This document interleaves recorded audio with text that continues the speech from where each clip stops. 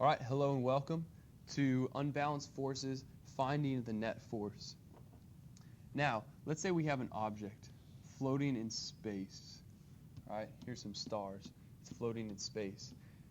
Okay, if there is an unbalanced force on this object, according to Newton's second law, it will accelerate. Newton's second law says acceleration is proportional to the net force divided by the mass. So let's put an unbalanced force on this object. Let's put a force to the right, and let's call this FA. Let's now put a force on the left, and let's call this force FB. If FA and FB do not equal each other, the object will not be in equilibrium, therefore it will accelerate. So let's give some numbers to this problem. Let's say that FA is equal to 30 newtons and FB is equal to 22 newtons.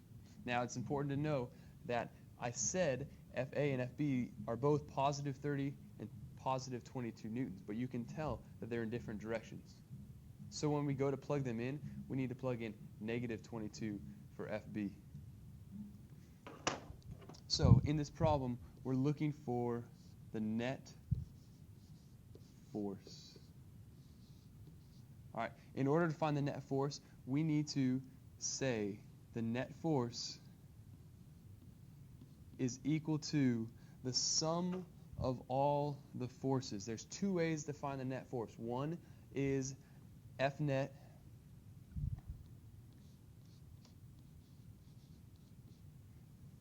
equals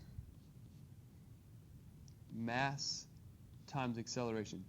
We don't have mass and we don't have acceleration. So what we're going to have to do is we're going to have to go to another equation, or really another idea. This idea says that the net force is equal to the sum of all the forces.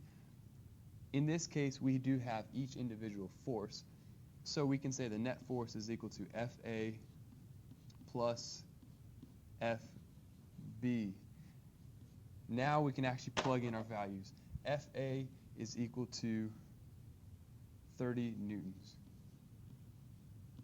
plus FB is equal to negative 22 newtons. We have to manually put the negative in there to show the direction.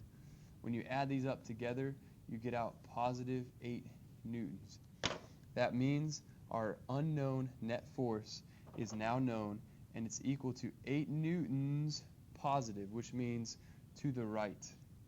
Therefore, this object will accelerate to the right, proportional to the net force.